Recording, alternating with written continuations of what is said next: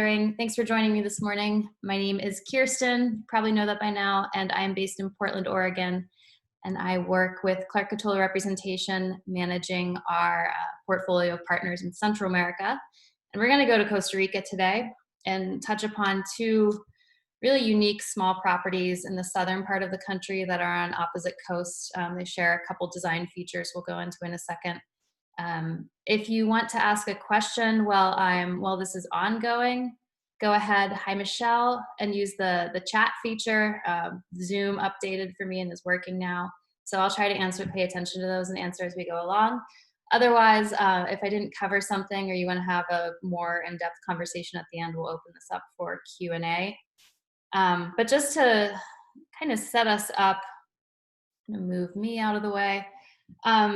So Kura and Hotel Aguas Claras are two really unique and special properties. Kura is on the Pacific southern coast of Costa Rica, and Hotel Aguas Claras is on the Caribbean side in Puerto Viejo.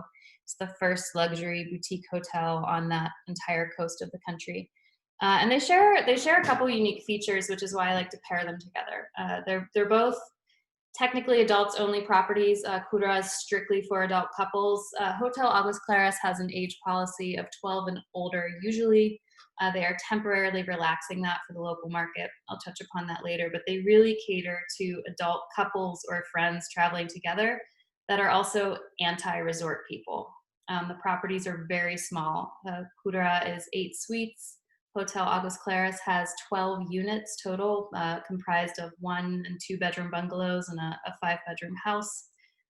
So they have pools and restaurants on site and wellness centers and spas. They're quite small for people who want to escape the crowd. So probably what your clients might be looking for when they're able to travel to Costa Rica again. They also make for great self-drive destinations for folks who like to drive themselves around the country. Costa Rica is really easy to do that within. The roads to both of these destinations are paved highway until you get to the hotel in Kura's case.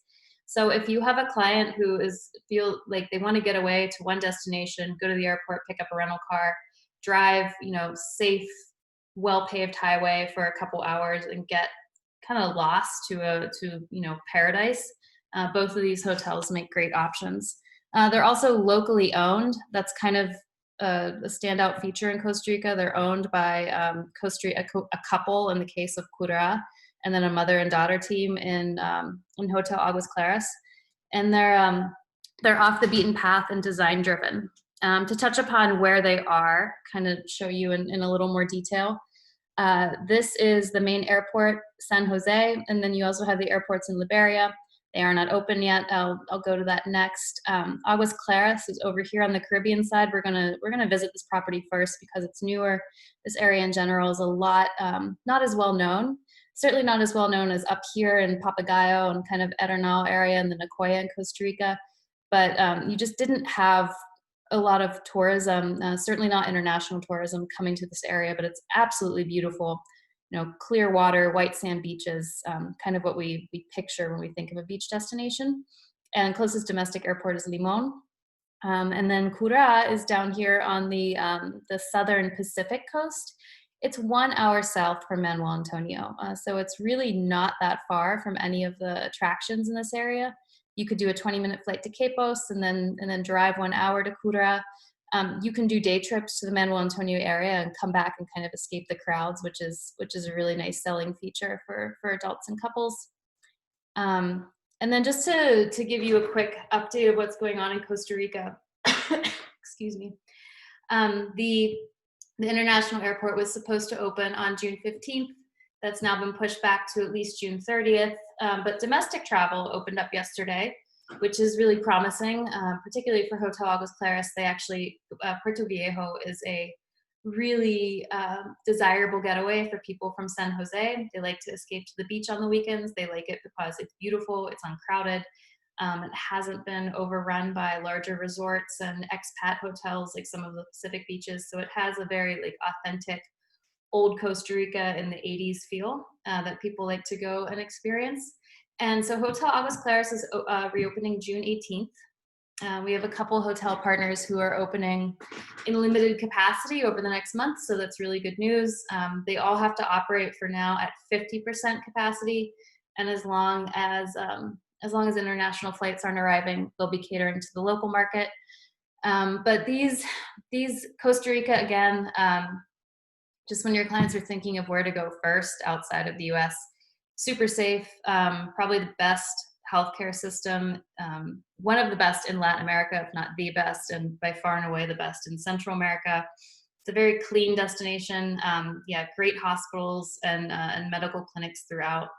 And they've done a really good job of controlling COVID. I think the entire country has just about 1,000 cases right now, and that's total diagnosed cases. They've done very robust testing, and if you think about that compared to the U.S., we have about 1,000 cases diagnosed every hour.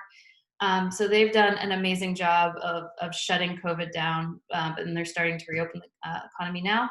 But as a destination, I think one of the cool things that travelers who go to Costa Rica first will be rewarded with is seeing this country and the charm of it and the amazing nature without all of the crowds, which really made it such an appealing destination for nature and wilderness lovers and people that just love that pura vida, that attention to like wellness and living well that is really ingrained in the Costa Rican psyche.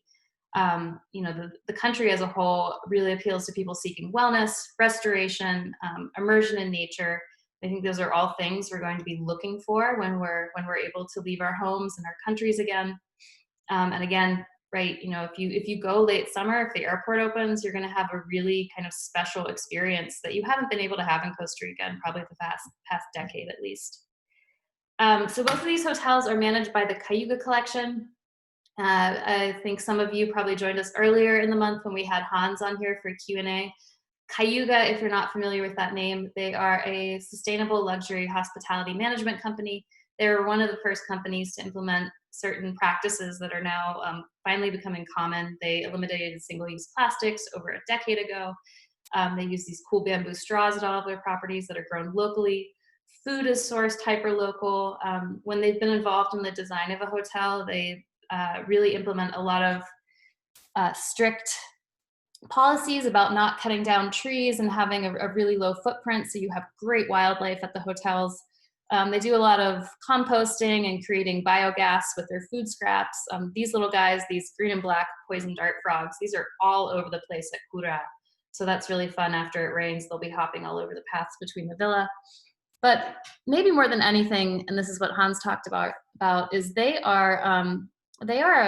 sustainability is really ingrained in people and the community aspect of their hotels. 100% of their employees are local. You will never see an expat GM at any of their hotels. Furniture is made locally. They work with a lot of different artisan fishermen and producers of jam and honey and beer, and really try to highlight all of those local products in what they offer to you. Hans, is big on local fish. You'll never see salmon at any of their hotels. It doesn't exist in the tropics. And then they all have a really strong community component where they partner with local schools or organizations for women and entrepreneurs and try to work with them to strengthen different social projects in the communities they exist within. Did I get a chat? 1 second. Okay. Awesome. Yeah. And please use the chat again if you have questions as we roll along. So we're going to go to Puerto Viejo first and Hotel Aguas Claras. I'm going to focus on the town, the hotel, take you on a walk around the property, show you the rooms, and then talk a little bit about itinerary ideas and what to combine it with.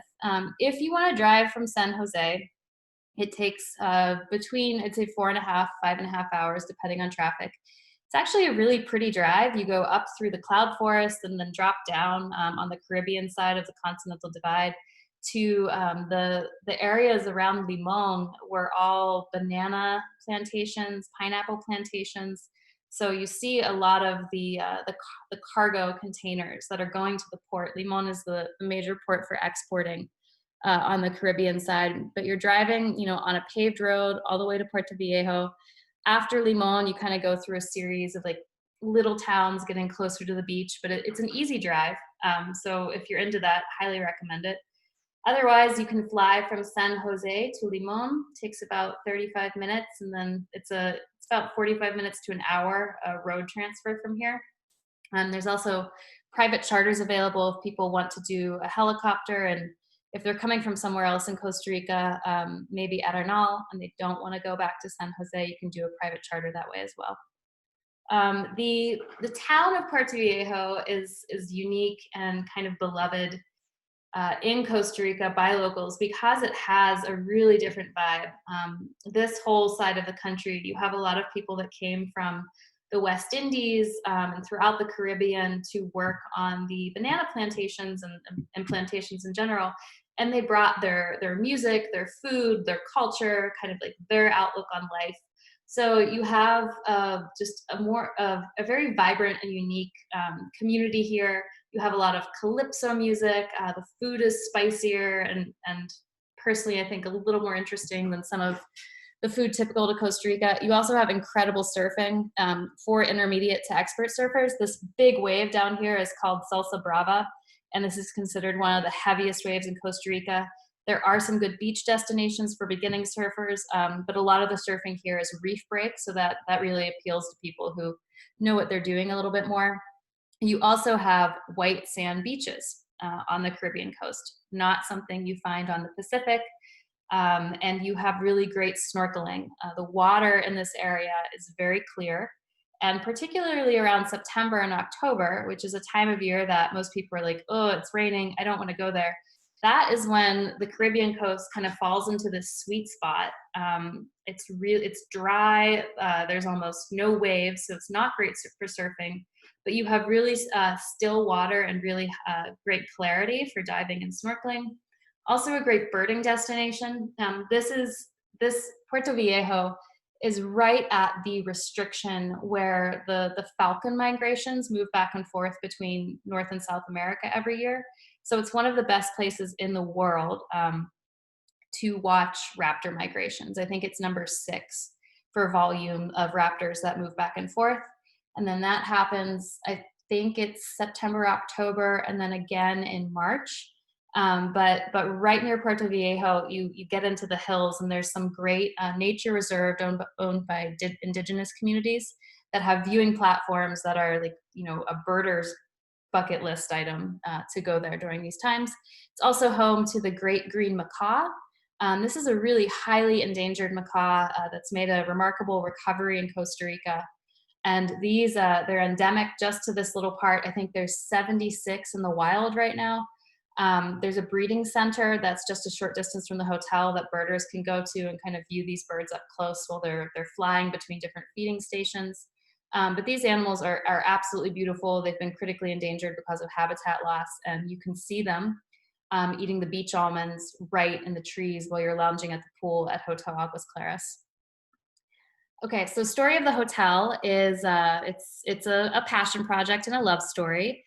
This is a mother-daughter team. This is Elizabeth Steinberth and her daughter Elena Romoser, and they are Costa Ricans. Elizabeth is a well-known watercolorist and multimedia artist.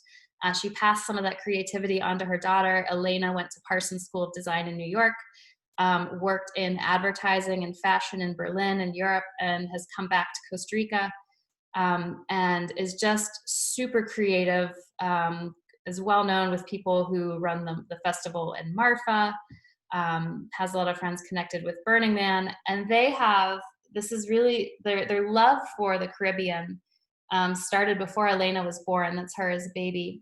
And her mother, Elizabeth, would escape from San Jose in the city, found a lot of creative inspiration in the natural exuberance that's all around the Caribbean, how vivid and bright the nature is there. And so she would escape every weekend. Eventually she bought property, has moved there part-time, and when this property, Hotel Aguas Claras, it was previously like a B&B. When it closed down, they bought it 2 years ago. They decided this was a way to combine their passions and really work on a project in an area that was close to both of their hearts, and combine their unique artistry and aesthetics. So Hotel Aguas Claras opened just 2 years ago. This is its second year of operation. and it is 10 minutes by bike outside of Puerto Viejo. So everybody bikes around in the Caribbean. They have a fleet, I think, of about 15 lovely bikes with helmets like this woman isn't wearing, bike locks, safety sashes. So it's so fun to just like pedal flat distance along a paved road from the hotel into town, go and like have a beer, listen to some reggae or calypso music, watch the kids surfing, and come back at night. That's really easy to do. The architecture is a mix of what they preserved from the old property and then the new. And you'll see a lot of influence of the Victorian plantation style homes that were very popular among the banana and pineapple farms. A lot of that colonial influence is reflected in the architecture here. So you have the main building and lobby, parking area. This whole area, it sits on about 2 acres of gardens and it's completely gated. Your key cards swipe you in and out. Just beautiful, beautiful gardens everywhere. You'll notice that throughout the property, the various shades of green are absolutely astounding. Some more spots of the lobby where you check in. Again, this is, you'll see sort of some of Elizabeth's artwork, originals of hers, some of her murals and mosaic work she's done, and then more, I think, like modern minimalist design that's Elena's influence. This is a place where you definitely want to pop into all of the bathrooms. You have a lot of very cute powder rooms off to the side with interesting wallpaper, just a lot of little fun design details. So definitely it's a hotel for lovers of color, lovers of design. Beautiful wraparound verandas from the main building that overlook the pool. And then adjacent to the main lobby, you have the Papaya restaurant, which is one of 2 restaurants on property, the pool and lounge areas. They do live music here several times a week. More shots of the pool. Again, just awesome greenery.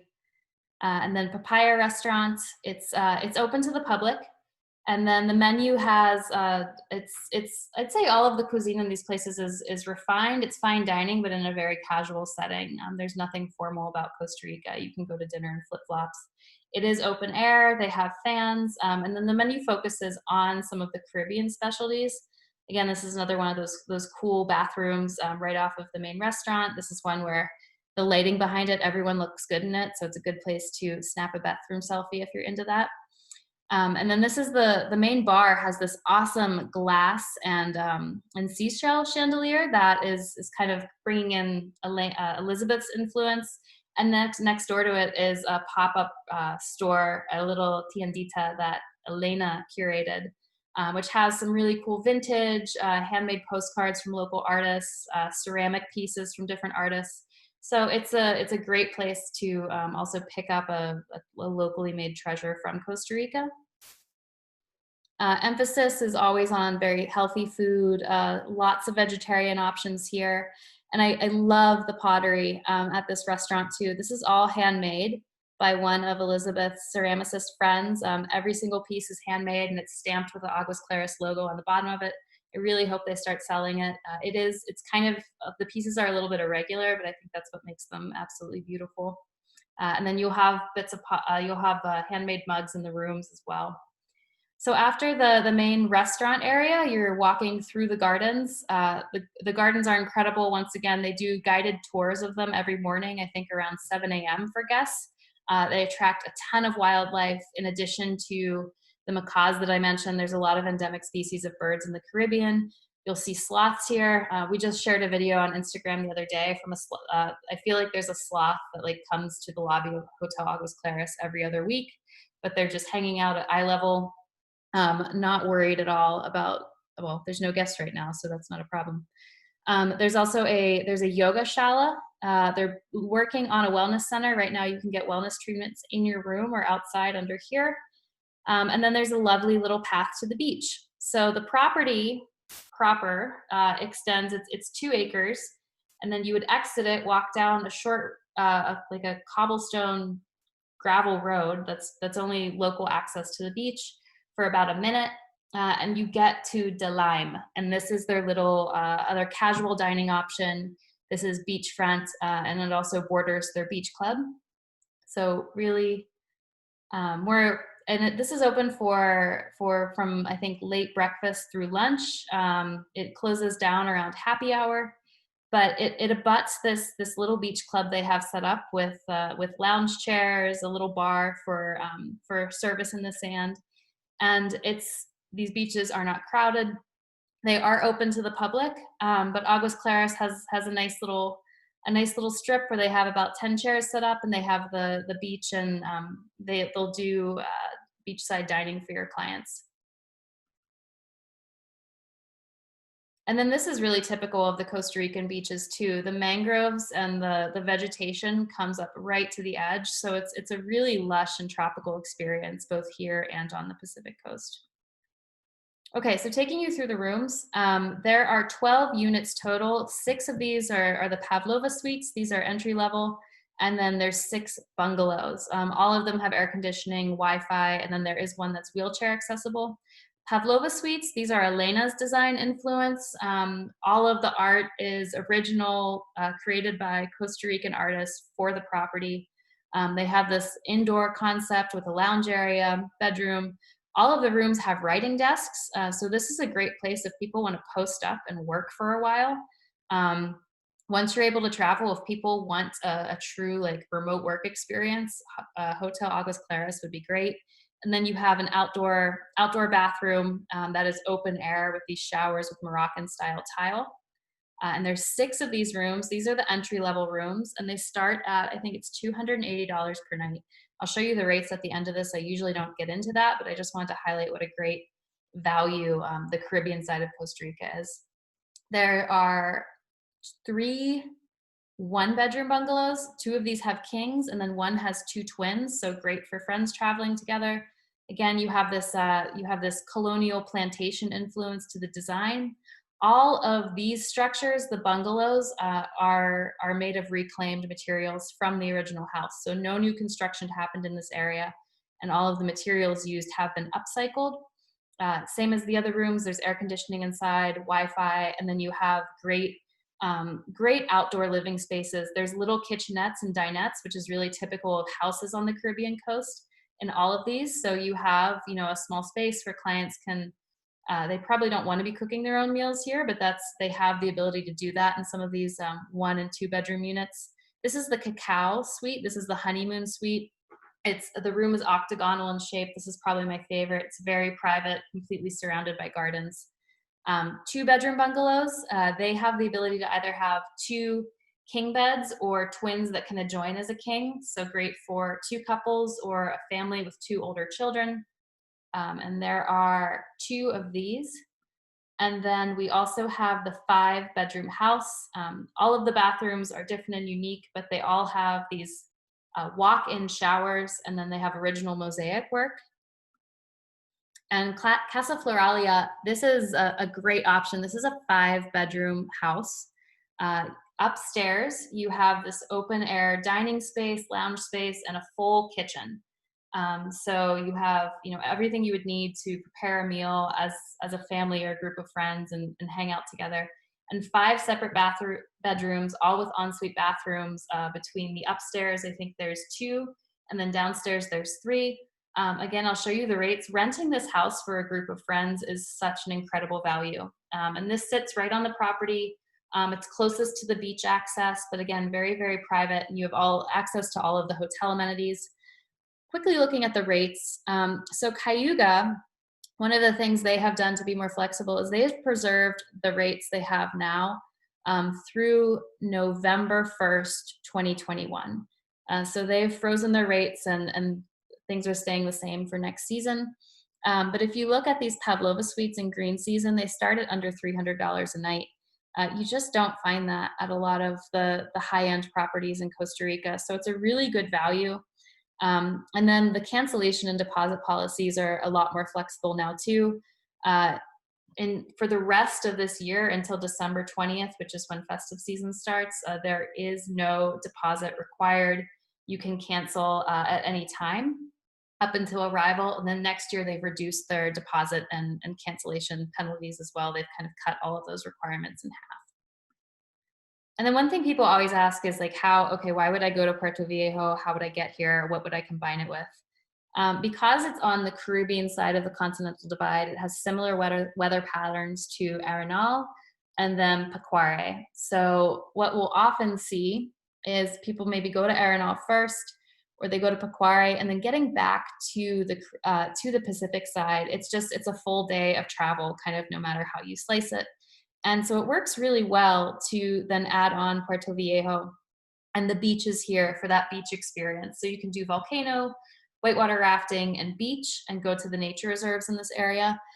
Also, where my cursor is now, Si Quieres is the takeout for Pequare Lodge. So if you did the Pequare river rafting, stayed at Pequare Lodge for 2 or 3 nights, you raft out, you take out at Si Quieres. This is less than 2 hours to get from here, your takeout point, to Puerto Viejo. So it pairs really, really well with Pequare.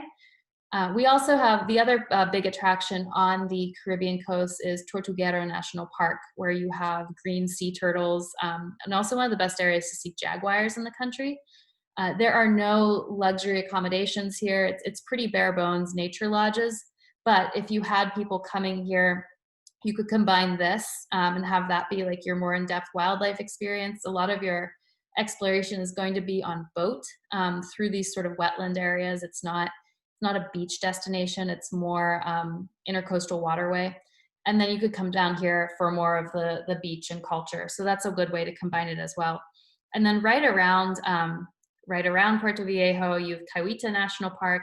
You have which has so many sloths, so many monkeys, and no people. I've definitely seen more wildlife there than I have in Manuel Antonio National Park, and I haven't seen a fraction of the human visitors.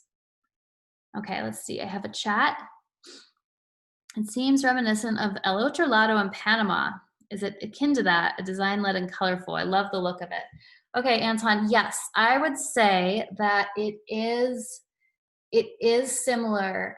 It definitely has a similar vibe. You don't have the same. El Otro Lado has that amazing Congo culture and the West African influence. That isn't quite the same as what we have going on here, but certainly that look and motif of the Caribbean, the bright colors.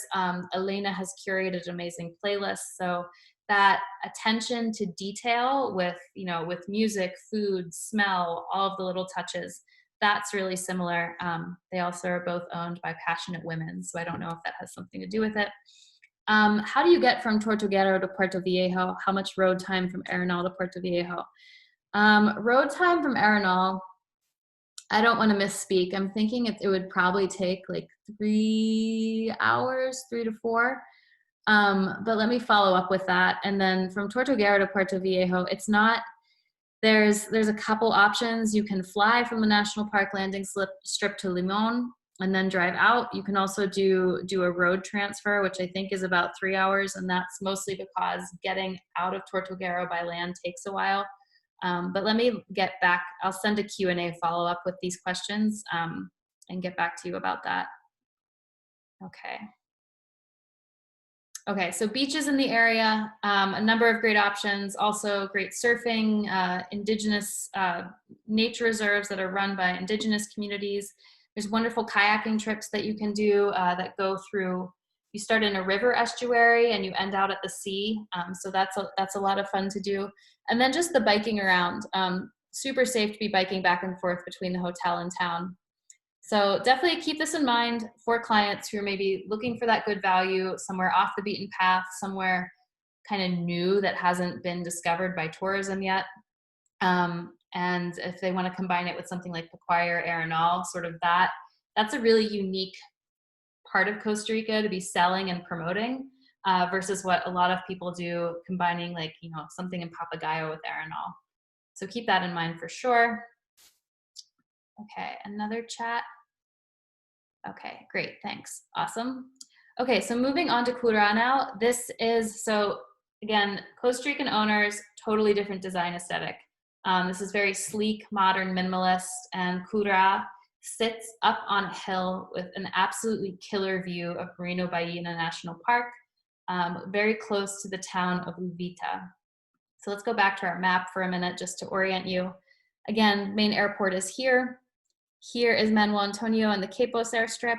Kura is just about an hour south. And until you would drive up the hill to Kura, the road is completely paved.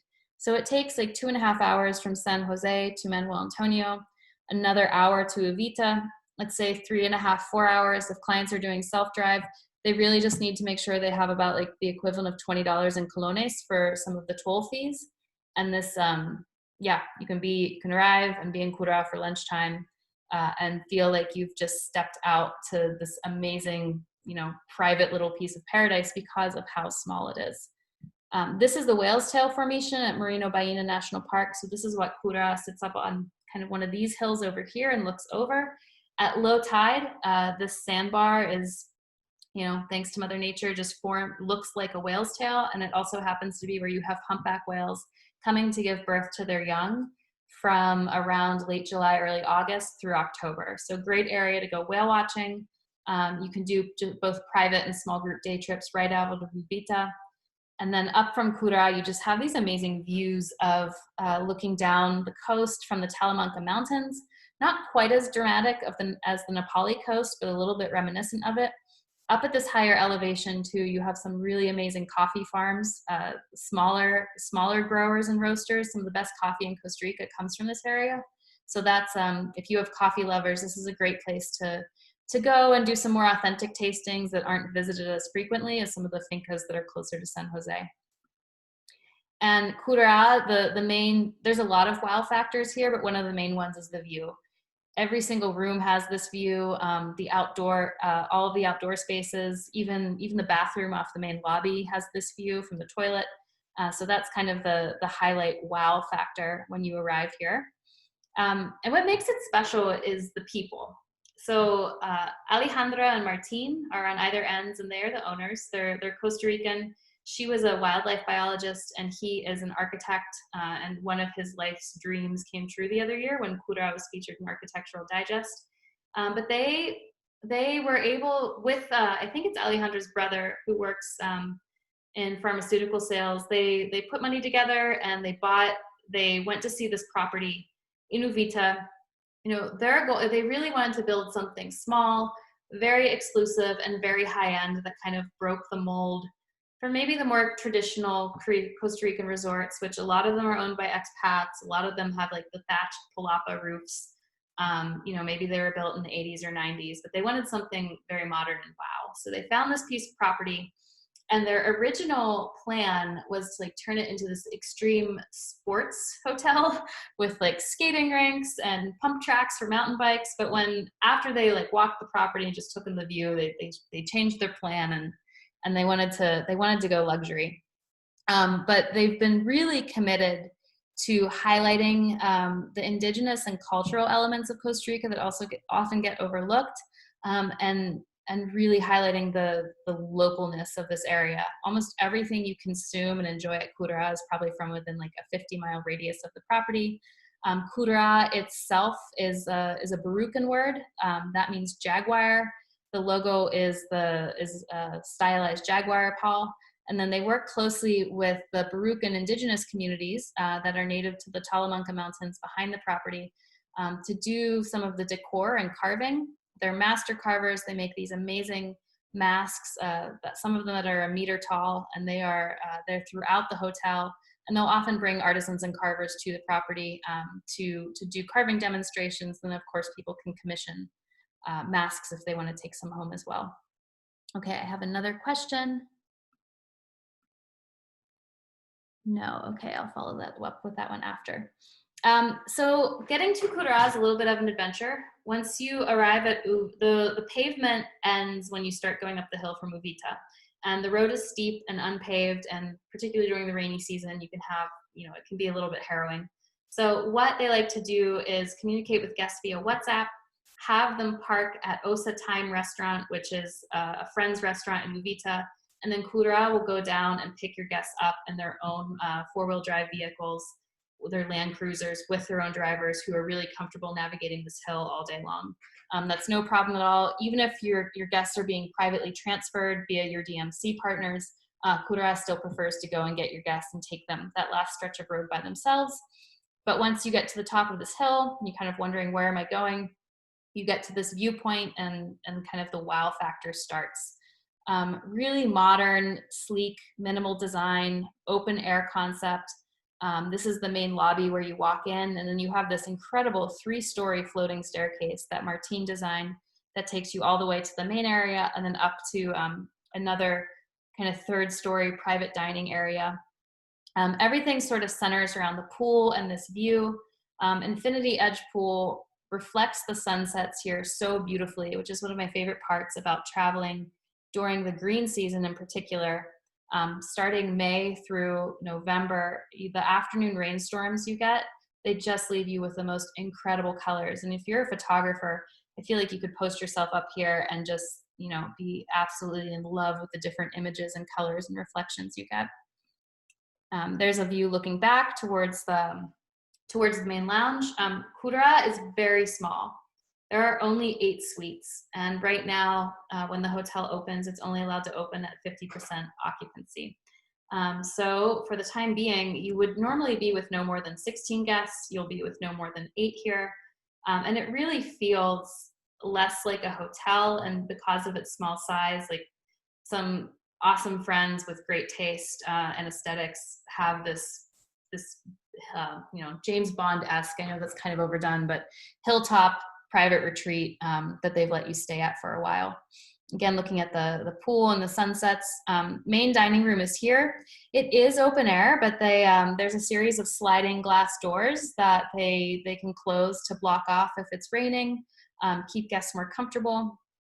And then this kind of gives you a view just of how small it is. This is the check-in desk. Dining is over here. You have a lounge space. It's really set up for couples. So you have chairs with, tables with 2, 2, 2.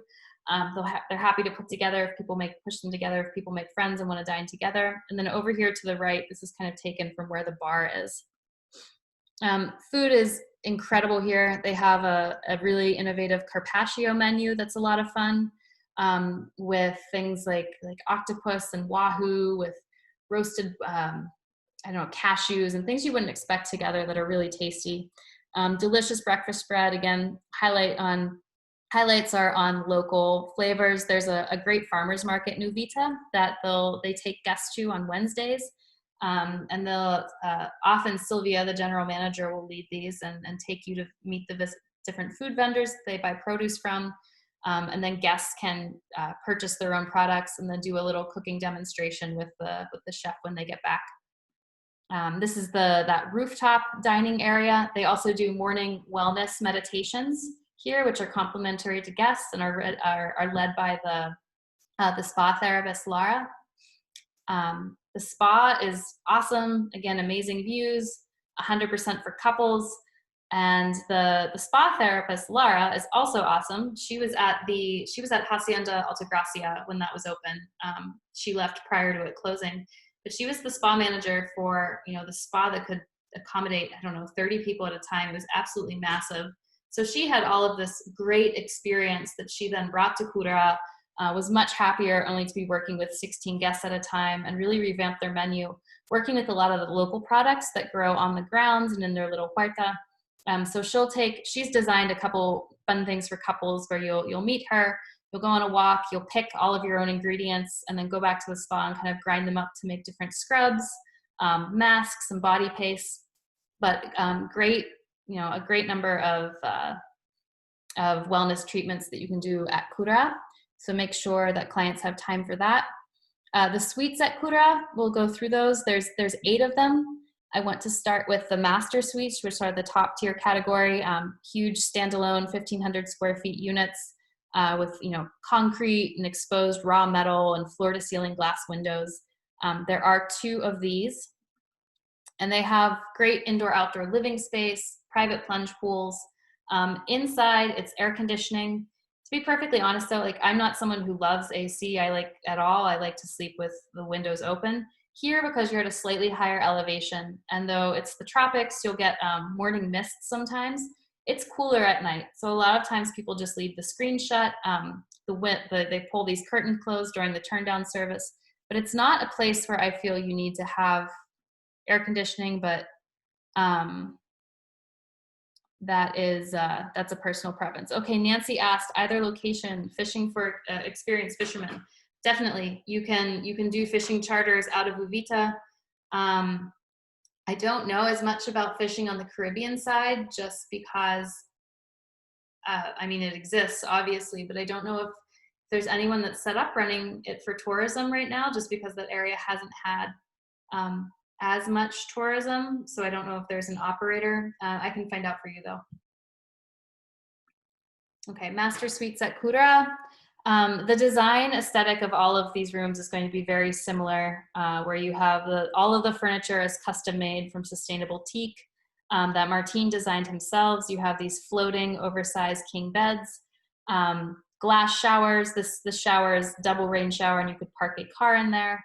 And then the master suites have these beautiful outdoor showers as well off of their main patio that are private. And they are at the highest point of the property. They don't have phones in them, but you can communicate. Every suite has an iPad. You communicate with the staff via a chat feature. You can order room service, anything you need that way. They just didn't like the look and feel of having a telephone in the room. Okay, and then we are going to, I think it's the Infinity Suites, and there's 4 of these. Yes, and so these are also in 2 standalone units, just a short walk from the main lodge, and similar design features, just a little bit smaller.